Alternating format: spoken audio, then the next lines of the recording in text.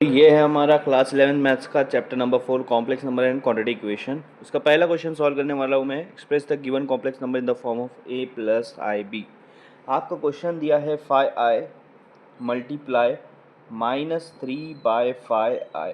इनको a plus i b मतलब complex number के फॉर्म में आपको लिखना है। तो यहाँ पर देखो बीच में कोई मतलब यहाँ पर कोई इक्वेशन नहीं है, यहाँ पे कोई प्लस माइनस नहीं है, मल्टीप्लाई नहीं है, डिवाइड नहीं है। मतलब ये दो ब्रैकेट दिया हुआ है तो इसका मतलब होता है ये मल्टीप्लाई है, ये एक दूसरे से क्या है, मल्टीप्लाई है। तो 5i को -3/5i से मल्टीप्लाई करना है। ये एक टर्म है और ये दूसरा टर्म है। ठीक है, सबसे पहले क्या करना है कि एक नंबर को दूसरे नंबर से मल्टीप्लाई करना है। आपके पास 5 है और इधर 3/5 है। ठीक है, तो 5 ले लो, उसको मल्टीप्लाई करो 3/5 से, और ये प्लस माइनस क्या हो जाएगा, माइनस। ठीक है, इसको मैं ब्रैकेट में ले लेता हूँ। दूसरे ब्रैकेट में आएगा आई मल्टीप्लाई बाय आई, दूसरे ब्रैकेट में आएगा आई मल्टीप्लाई बाय आई। ठीक है, ये 5 और ये 5 कैंसिल हो जा रहा है। पहले माइनस लिखो फिर 3 लिखो। अब आपके पास आई मल्टीप्लाई बाय आई हो जाएगा आई स्क्वायर। क्या हो जाएगा, आई स्क्वायर। और कॉम्प्लेक्स नंबर में आई स्क्वायर की वैल्यू क्या होती है, -1। कॉम्प्लेक्स नंबर में आई स्क्वायर की वैल्यू क्या होती है, -1। तो आपके पास -3 है, ये आई स्क्वायर की वैल्यू हो जाएगी -1। बहुत लोग यहाँ पे माइनस माइनस प्लस करके इसको प्लस कर देंगे, ऐसा नहीं करना है क्योंकि ब्रैकेट है। इसका मतलब ये दो नंबर के बीच में मल्टीप्लाई है। तो पहले नंबर को मल्टीप्लाई कर दो, 3 वन सा 3 और माइनस माइनस हो जाएगा प्लस, तो आपका आंसर आ जाएगा +3। तो a प्लस आई बी के फॉर्म में अगर आप इसको लिखना चाहोगे तो ये रियल नंबर है, a मतलब रियल नंबर मतलब 3 प्लस इमेजिनरी नंबर यहाँ पर नहीं है, इसका मतलब 0 है, तो 0i ये आपका a प्लस आई बी के फॉर्म में आ गया। a प्लस आई बी आपका 0 है, a आपका 3 है। क्वेश्चन है express the given complex number in the form of a plus i b का सेकंड क्वेश्चन है ये हमारा i⁻9 + i⁻19। सबसे पहले मैं आपको आई के मतलब प्रोडक्ट का वो बता देता हूँ, आई के पावर का।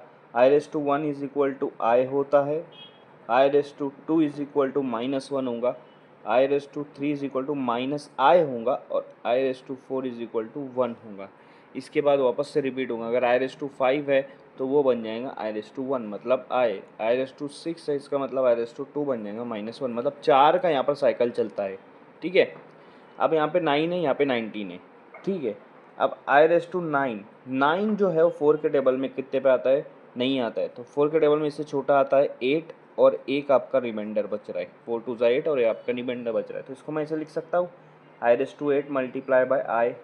ठीक है, तो ये दोनों मिलकर i⁻9 बन जाएंगे, प्लस i⁻19 नहीं, 19 4 के टेबल में नहीं आता है, उससे छोटा आता है 16, i⁻16 मल्टीप्लाई बाय i⁻3, 16 + 3 19। ठीक है, ये आपका इक्वेशन बन रहा है।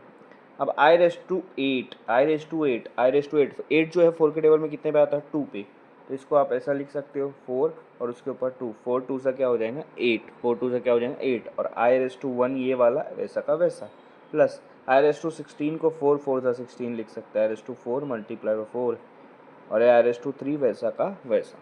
ठीक है, i⁻4 की वैल्यू क्या है 1, तो ये 1 हो जाएगा और उसके ऊपर square multiply by I, plus i⁻4 की वैल्यू है 1 और उसके ऊपर ⁻4 ये वाला मल्टीप्लाई बाय आई क्यूब की वैल्यू आपको क्या दी है, -i। आप सॉल्व करके देख लेना। 1 का स्क्वायर 1 होता है, 1 मल्टीप्लाई बाय आई प्लस 1 का ⁻4 1 होगा, 1 मल्टीप्लाई बाय -i। ठीक है, इन दोनों को मल्टीप्लाई करो, वो i मल्टीप्लाई बाय 1 i हो जाएगा, plus i multiply by 1 i होगा, लेकिन यहाँ माइनस इसलिए माइनस लगाना पड़ेगा। प्लस माइनस क्या होता है, माइनस हो जाता है i, तो i माइनस आई कितना हो जाएगा 0। तो इसका आंसर क्या आ जाएगा 0। हमारा express the given complex number in the form of a plus i b का थर्ड वाला क्वेश्चन क्या है, i⁻39। अब i⁻39 अगर पावर अगर आपका i⁻1 है तो उसको i लिखेंगे, लेकिन वही पावर i⁻1 है तो उसको लिखेंगे 1/i⁻1। जब भी माइनस में पावर रहता है, अगर आपका पावर है i⁻7 तो उसको लिखेंगे 1/i⁻7, नीचे आके प्लस हो जाता है वो। ठीक है, 1 के ऊपर क्या होता है, प्लस प्लस हो जाता है, मतलब ये रेसिप्रोकल है। तो i⁻39 को मैं ऐसा लिख सकता हूँ, i⁻39 को मैं ऐसे लिख सकता हूँ 1/i⁻39, ऑब्वियसली लिख सकते हैं। ठीक है, अब देखो i के ऊपर पावर 39 है, 39 4 के टेबल में नहीं आता है, उससे छोटा आता है 36। तो कितना बच रहा है रिमाइंडर बच रहा है 3। तो हम लोग इसको ऐसा लिख सकते हैं i⁻36 मल्टीप्लाई i⁻3। ठीक है, क्योंकि जब सेम बेस होता है, ये दोनों बेस सेम है, जब इसको मल्टीप्लाई करेंगे तो उनका पावर प्लस होता है। तो 36 + 3 39, और इसको कॉमन लिखेंगे i। 1/36 जो है वो 4 के टेबल में आता है, कितने पर, 9 पे आता है। 4 9 जा 36, और i⁻3 वैसा का वैसा।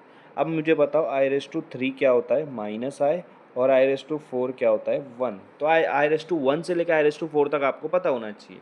तो i⁻3 और i⁻4 की वैल्यू ये होती है। अब i⁻4 की वैल्यू क्या है, 1, तो यहाँ पे मैं लिख दूंगा 1, उसके ऊपर पावर है 9 मल्टीप्लाई i⁻3 की वैल्यू है -i, क्या है, -i। ठीक है, इसको सॉल्व कर लेते हैं। 1 के ऊपर कितना भी पावर रहा तो आंसर 1 ही होता है, और ये -i। अब ऊपर 1, नीचे इन दोनों को मल्टीप्लाई करेंगे तो आंसर -i ही रहेगा। तो आपका आंसर आया 1/-i, लेकिन हमको ऐसा नहीं चाहिए, हमको a + ib के फॉर्म में चाहिए। जब भी ऐसा आंसर आया, नीचे आया है, तो क्या करना चाहिए, उसका कॉन्जुगेट लेना चाहिए। -i का कॉन्जुगेट आएगा +i, इससे मल्टीप्लाई भी करना चाहिए, उसी से डिवाइड भी करना चाहिए। +i से दोनों तरफ मल्टीप्लाई और डिवाइड कर दिया। ठीक है, अब ये i को 1 से मल्टीप्लाई करेंगे तो i बचेगा, और ये i पहले से माइनस है, माइनस ऊपर ले लेता हूँ, नीचे बच रहा i को i से मल्टीप्लाई करेंगे तो i² हो जाएगा। ऊपर आपका i -i, नीचे i² की वैल्यू क्या है, i² की वैल्यू है -1, तो यहाँ नीचे i² की वैल्यू लिख दूंगा -1। ठीक है, ये माइनस कैंसल, तो क्या बच रहा है i/1, और i/1 को आप क्या लिखेंगे, नीचे अगर 1 रहा उसको नहीं भी लिखते तो चलता, तो आप लिखेंगे सिर्फ i। तो ये आपका फाइनल आंसर है।